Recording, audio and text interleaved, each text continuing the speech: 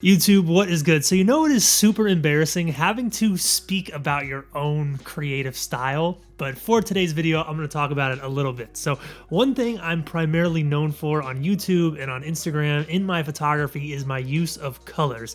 It sounds so egotistical for me to talk like this, but I'm sorry, I have to for the sake of the video. So I recently photographed a project that was centered around colors, super vibrant colors. One of them is right here, and I wanted to do a video where I break down the workflow for these photos because I think a lot of you would be surprised at the actual process used to achieve these colors. It's not some crazy thing. It's actually very simple. And in today's video, I'm also going to break down the #1 reason why so many colorful and vibrant images get ruined on accident. And a lot of people don't even know they're doing it. A lot of people overlook it. It's a minor detail in your photo that makes a big difference. And speaking of things that make a big difference, there are a few things going into your photo that you want to think about that have nothing to do with your edit, okay? It has to do with the actual picture that you're making. #1 is actually finding a colorful scene. A lot of people want colorful photos, but they feel like they can add the colors in post. That is not the case. It's not how it works. You are creating a photo around life, and then you are enhancing it in post. You are not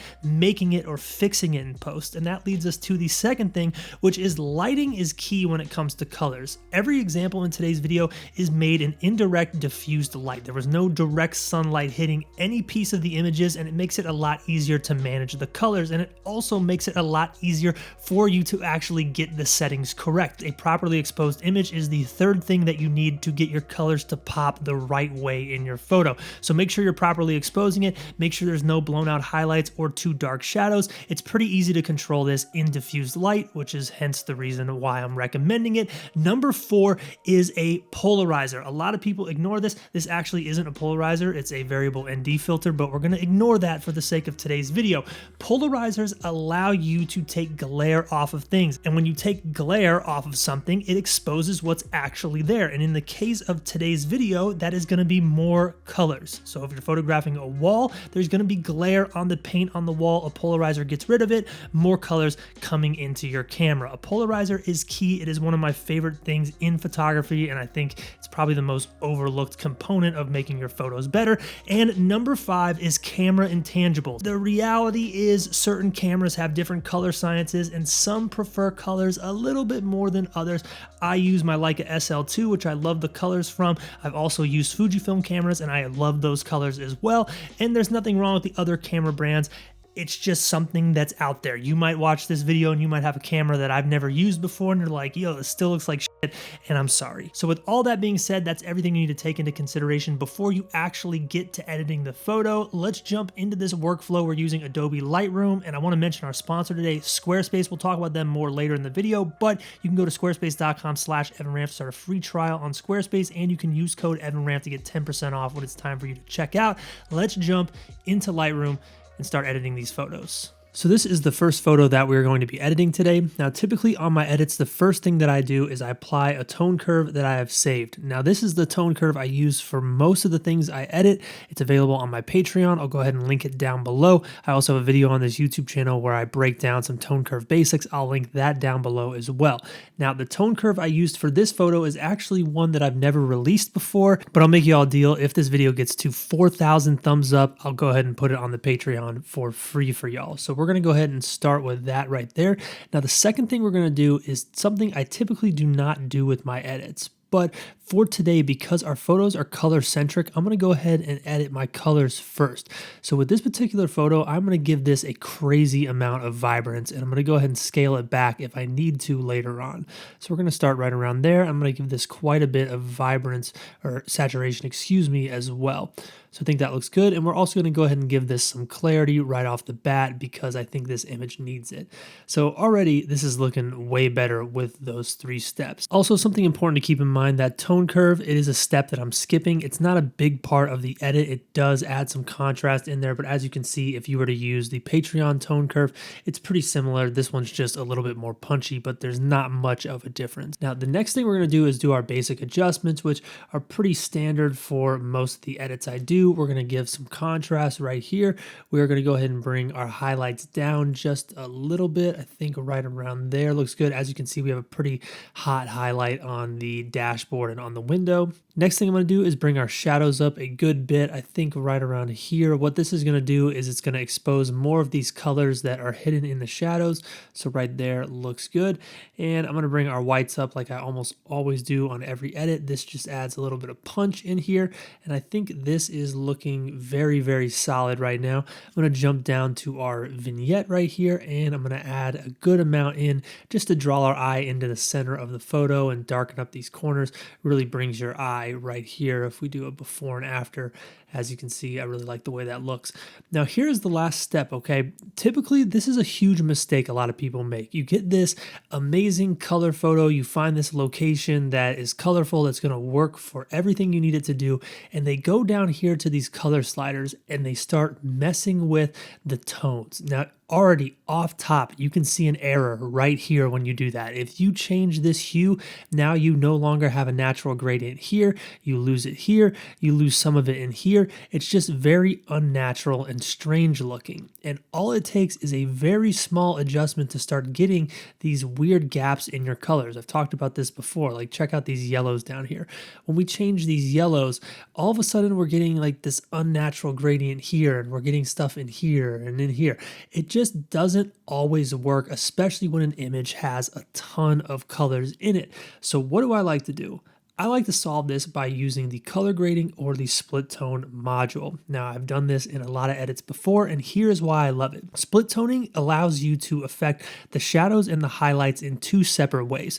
So if we were going to go up to our white balance right here, which I actually do want to adjust a little bit, I'm going to bring this over to the warm side, I think right around there. I think right around there looks pretty good. Now notice when we make that type of adjustment, it is affecting the entire photo. The whole thing is warming up. Now we're going to do the same thing with the tint. We're going to go ahead and bring this up right around, I think right around there looks pretty good. These two adjustments affect the entire image. The shadows, the highlights, everything is changing. Now, when we go down to this color grade, we can actually change the way our shadows feel and the way our highlights feel separately. So what we're gonna do is we're gonna go ahead and click right here. And what's cool about this new color grading thing is you can add in the saturation by sliding this up and down. Then you can move this around to pick the hue. So we're going to go ahead and work in our shadows first.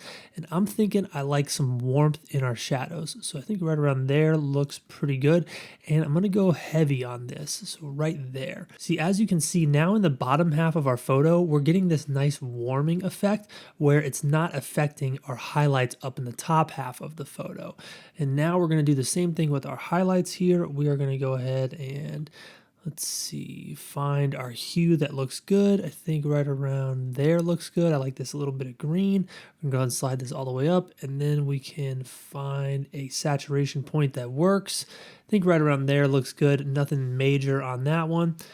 And I think that looks great. So what we're going to do now is we can scale back this vibrance if we want. We can bring this down. We can also bring this down a little bit. So I think this image looks perfect, but one argument that some people might make is that this red right here is slightly distracting. And if you find yourself in a position like this, this is the time that you would want to make a slight color adjustment. But the way I recommend doing it is using the HSL slider and clicking saturation right here, clicking this little dot, and then sliding this down so you can adjust the exact channel. So notice how the orange and the red are both moving so you can avoid those color gaps. Now, I personally think this red is fine, but maybe making a very small adjustment to it can help the image out just a little bit. So now that we put all that work into editing this one photo, we're gonna go ahead and just take these settings, copy them, and apply them to another image from this same location. So get rid of those, copy, jump over here, and we're just going to go ahead and right click these into place. And we're going to go ahead and make adjustments accordingly, but now in the reverse order. So we're basically reverse engineering everything that might be wrong with this photo. Now off the bat, there's way too much color in here, so we're going to scale this back. Going to bring the saturation and vibrance down pretty good bit. I think right around there looks okay. There's a little too much contrast as well, so I'm going to go ahead and get rid of that. I'm going to keep our shadows where they're at. Highlights I'm going to bring up a little bit, and our whites I'm going to bring down just a little bit here. Going to bring our blacks up a little bit. I think that is looking pretty decent. I think we don't need this vignette, whatever you call it. All right, that was looking much better. I'm going to get rid of that clarity adjustment as well. And I think I'm going to go ahead and change our white balance too. This one is just a little bit too warm. So I'm going to bring this over to right around there. I had my camera on auto white balance, which is not smart on a shoot like this. I should have had it set to like a Kelvin or something like that. So I think that is looking pretty good. This one I'm going to crop down to a square. So let's hit that square crop. That looks solid. Bang. Let's go ahead and zoom out a little bit, way up in our face. And I think this one is pretty much done. Everything looks good to me. I'm going to go down and check this color grade. So this one is done. Now, before we get into our last example, which is right here, I quickly want to thank our sponsor on today's episode, Squarespace. So one thing I need to do is update the portfolio on my website, evanramp.com. And I want to show you all how simple it is to do this with Squarespace. I'm just going to go to my website, go to the portfolio page. I'm going to add in a new gallery of photos, and I'm just going to upload all the images that are saved in a folder. Now I'm going to move these around, organize them the way that I want. Save. I'm going to add in a text drop down. I'm going to write in new work 2021, something like that.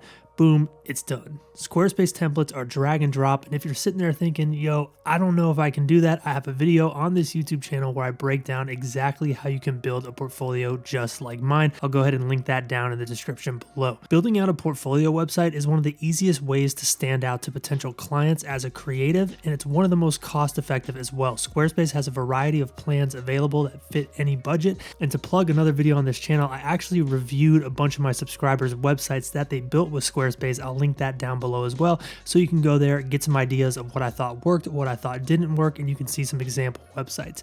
If you want to build your own Squarespace site, you can head to squarespace.com/EvanRant, start a free trial today, and you can use code EvanRant to get 10% off on your first purchase. And if you have any questions along the way, Squarespace is known for their award-winning customer service.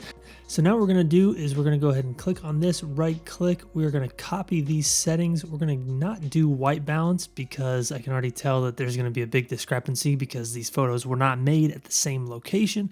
So we're going to copy these. We're going to take it over here and we're going to go ahead and paste these settings. Now that looks kind of okay, but there's some stuff we can do to make this photo match the colorful elements of the other ones. So what we're going to do is we're going to go ahead and first and foremost jump down here and get rid of this vignette. We shot this wide open at 2.8 or 3.2 actually, so there's a little bit of natural lens vignette in there as well. And what we're going to do is we're going to do a vertical shift here, a transform, so all the lines are going to be straight. We're going to move this just a little bit this way to even everything out. I think that looks good. Now, you could make the argument that this actually looks solid, and if this was a standalone photo, I'd bring the contrast down, and I actually would be pretty all right with this. But because this photo is featured with two other colorful images, it's important that we make the colors stand out on this particular photo. So one way you could do that is what we've been doing before with the split toning, but I kind of want to keep the split tone the way it is so it matches these other images. So what I'm going to do is I'm going to get rid of this color adjustment right here. We're going to go ahead and shut that off. And I looked back at this photo right here. I think the color adjustment needs to actually be off on that red. So maybe ignore that red adjustment. I guess it's a matter of personal preference. But back to this one. What we're going to do here is we're going to go up to our white balance first. And we're going to set this to something that works a little bit better for us. And I think if you cooled it off, some people might really like the way this looks. I'm thinking we're going to go right around here. Not a big adjustment, maybe right there. I think that looks pretty decent. And we're going to make a huge hue adjustment. Say that 5 times fast. So we're going to push this all the way to this purple side. Now, typically, I don't know if I would always do this, but because we have this pop of green over here and we have these orange lines and this red, this purple seems to really work. I mean, I think it looks sick. So what we're going to do now is once again bring our vibrance up. We can go ahead and push the vibrance on this one, and already that's making a huge difference. And I'm going to go ahead and push our saturation as well. Now, we can get away with this on these files. Maybe bring that saturation down just a little bit right there. And now that we've done that, let's go back into these basic adjustments and fix a few things. So I'm going to bring our highlights way down. This was made at dusk, and we want to bring a little more contrast into the sky up here. So that looks pretty good. I'm going to bring the shadows down as well. We don't need all the extra noise from boosting the shadows up. That looks pretty good. And we're going to go ahead and keep our blacks at 0, and we'll keep our whites where they're at. I'm thinking that looks pretty good. I might bring this saturation down just a little bit more. And also you could probably get rid of this highlight adjustment. It's not doing much on this image, but I'm gonna go ahead and leave it just so it adds some continuity between the photos. So pretty simple and straightforward. As you can see, it's not like I'm doing a lot to these particular images. Step number one is just making sure you're finding a location that's colorful. So there we go. That is everything I wanted to talk about today. Pretty quick and simple. This video is already getting really long, so I'm gonna get out of here. Thank you all so much for watching. I'll answer comments for the first 2 hours. Y'all are the truth. I will see you next time.